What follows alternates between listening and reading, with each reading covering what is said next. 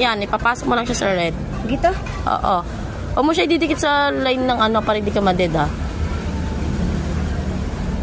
Ano naman to? Basta, pag... viral na lang Oo. Pag yan na finish mo, bibigyan kita ng premyo mo. What? Promise. Ang ina mo, ito na inchi ah. Oo, gagi, bibigyan niya. Ulit. Oh, huwag mo kasi siya ididikit kasi sa mga line.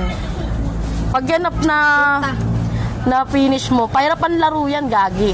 Kailangan di mo siya ididikit sa line. Binibigyan na nga kita ng clue eh. Okay.